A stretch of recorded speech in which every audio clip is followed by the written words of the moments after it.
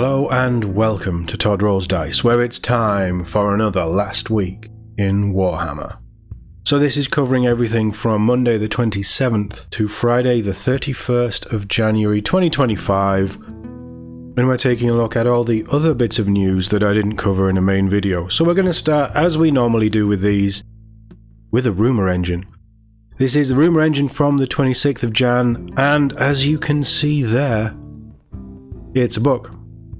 It is just a book. So what are we thinking?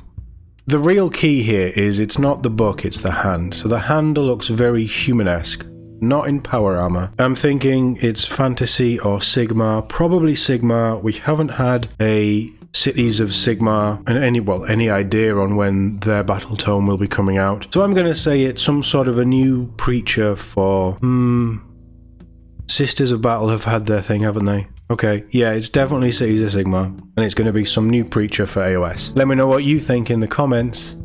And following on from the Rumour Engine, it's time for another Horus Heresy Thursday. I don't think anybody was surprised by this. This time it is tech heretics who have been judged and found wanting by the Arcurator Magisterium. So, Forges of Mars, highly prized during the Horus Heresy, a weapons factory on the doorstep of terror that was both a tempting target for traitors and a point of concern for those defending the seat of the Emperor's power. Many tech priests broke the strictures of the cult mechanicum and engaged in profane tech heresy. Oh no, they did an update. But the zealous worshippers of the machine god are not without their ranks of judges and accusers, such as the Arcurator Magisterium.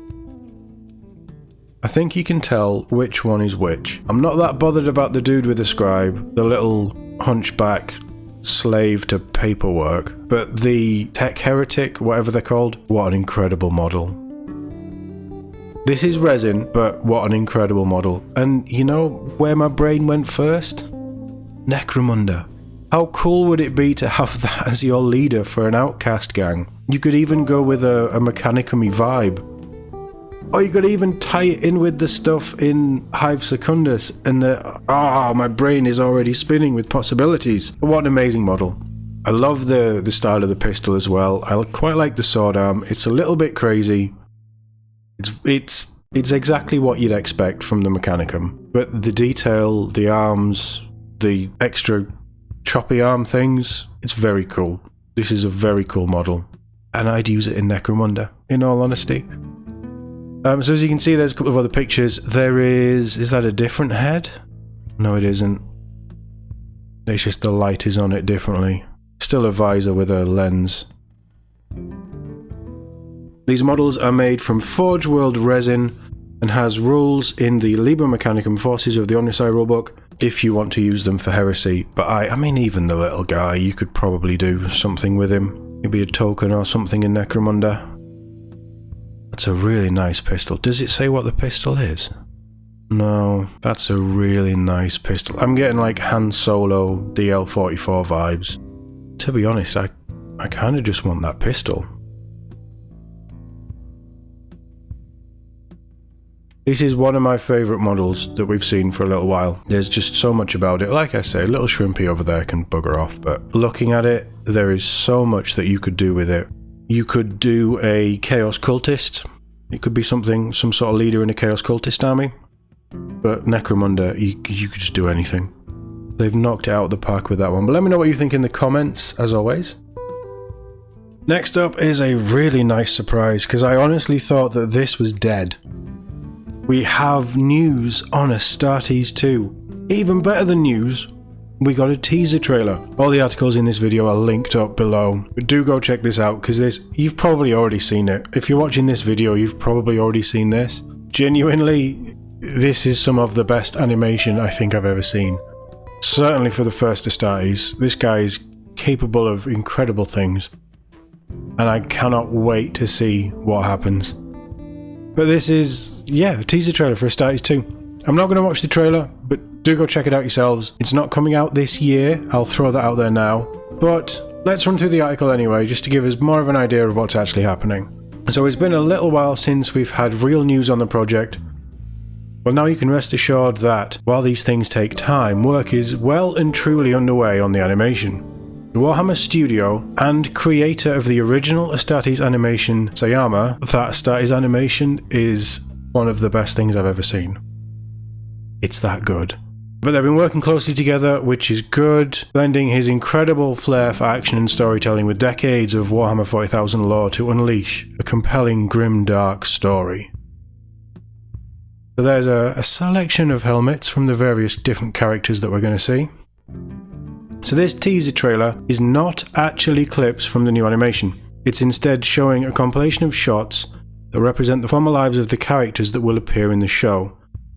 It's a pretty unsubtle hint at the end of the nature of the final story, and we'll leave you to speculate and start putting the pieces together yourself. Astartes 2 is set to land in 2026. We know it's a little way off, but it'll be worth the wait. I genuinely think it'll be worth the wait. 2026 is a big old ballpark figure, but within the next 2 years, we will have seen Astartes 2. Let's put it that way. We're on less than a 2-year countdown, folks. In the meantime, there's loads of other animations on Warhammer Plus, so it does sound like they're rather stupidly, if I'm completely honest. It sounds like this is gonna be a Warhammer Plus animation. Look, in 2026, we don't even know if Warhammer Plus is still gonna be a thing. There's so many questions about the Amazon deal and all this stuff. Honestly, they should use this as a real push into 2026. Is probably going to be... It will be the final year of 10th, wouldn't it? Are they going to pull 11th edition forward to type? Like, I'm just thinking of as purely as a marketable feature. Astartes 2 is huge. Forget about everything else. I don't know. There's so many questions. There's so many questions. If I was Games Workshop, I'd be like, look, we're going to pay for this, it's going to be amazing, we're going to use it as marketing. We're going to write it off as marketing, and this is just going to push our brand even further into the mainstream, just like Astartes did, and they didn't even pay for Astartes. Astartes was a fan project by one dude, and it was the best thing that is available on the Warhammer Plus platform. It's insane, that's how good it is. But it's really good. This little thumbnail here does straight away Deathwatch. Straight away Deathwatch, and I think Deathwatch is such a cool way to go because you can have so many different characters. If you are going to make it a character-focused story, sounds like they are.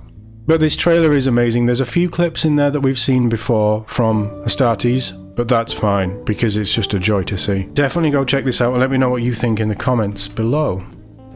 And now for something slightly different. This is more of the sports part of this video because we're taking a look at Blood Bowl and how to play Khorne specifically. So this is what they call touchline tactics. I'm sure that they've done these previously, but I've just never paid attention. Blood Bowl isn't something that I will be looking to cover because I don't know, everybody, it's huge, it's a massive game. I don't know why. I've just never really been pulled into it, but I suppose I've never given it a chance. But let me know your thoughts on Blood Bowl if you've played it, because it seems to just be a real super quick, fast, very engaging game.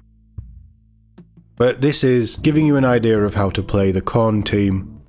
As it says, I mean, the artwork is just amazing, isn't it? I don't know what it is. The Specialist Games team and the Forge World team, their artwork, their rulebooks, their journals that they do, the Spike Journal for Blood Bowl, all of the artwork is always so impressive. But this gives you an idea of how they play, it gives you an idea of the models. They're nice looking models, actually. They're very nice looking models. And it gives you an idea on their... Would that be one of their star players? And the artwork is so good. Oh, that's their star players. You can take a squirrel. Acorn the squirrel. There's a Khorne squirrel. Okay, that's amazing. Yeah, okay, interesting. I didn't know that. I need to find that model ASAP because that looks ridiculous. You see, you cover these things, you learn something new. So, yep, this is just a quick overview of how to use Khorne teams.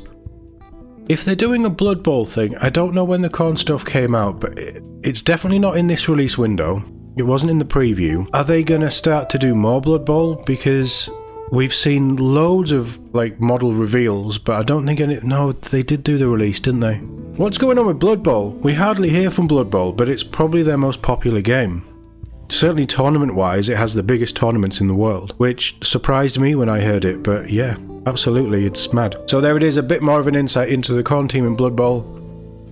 I'm actually going to go back and read through this article properly. It's linked in the description if you want to read it too. Let me know your thoughts in the comments. And this next article, we're going to take a look at the events in May over at Warhammer World. So we've got Blood Bowl, 4 games of Blood Bowl 7s in just one day with Blood Bowl Blitzing 7s. That takes place on the 7th of May. Warhammer Legion Recruits, which is a matched play, does it say? Play 3,000 point games on one day with lunch, always nice, and the exhibition entry is provided. The exhibition's really cool, by the way.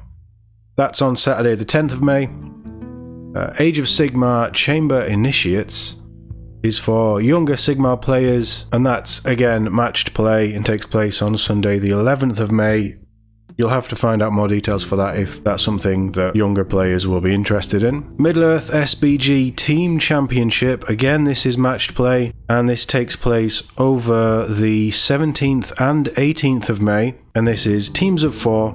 2 with good armies and 2 with evil armies will face off against each other in 5 games over 2 days. There's also lunch included, painting competitions, and a Green Dragon Inn pub quiz. That one specifically from the videos that I've seen of people with YouTube channels who have been there, and these look really cool. One day, probably next year I'd like to attend this, but I need to figure out what I'm actually doing with armies and stuff. But I would very much like to do this. The Middle-earth stuff always sounds fun. And the Middle-earth it's so much more narrative-based, which just sings to me, as you guys probably know. There's another Sigmar 1 Contest of Champions, again match play, 3,000 point games, and you compete for a variety of awards including Best Player, Most Sporting, and Best Painted Army. You also get lunch, and that's Wednesday the 21st of May. On a Wednesday, take the day off and go and play Warhammer. What else do you want to do on a Wednesday, to be fair? Kill Team Critical Strike 5, again match play. This is 6 Kill Team games over a 2-day period, taking place on a variety of kill zones. Lunch is provided, and that's on the 24th and 25th of May. I'd like to do one of those as well. And Age of Sigmar Throne of Skulls, again another match play, and this is the more casual than a full tournament. You'll play 5 games over 2 days, lunch is included, and you'll get awards for Best Tactician, Sporting Player, and Best Painter if you want to enter. And that takes place on the weekend of the 31st of May and the 1st of June. All tickets will be up on the Eventbrite page and will be on sale from Monday the 3rd of February, so that's Monday coming, at time of recording. So if you're interested in any of those events, do check out that Eventbrite page. And let me know in the comments if you'll be going to one of these. And that is us for another Last Week in Warhammer. Let me know what stood out for you in the comments below. As always, thank you very much for watching, and I'll see you all in the next one.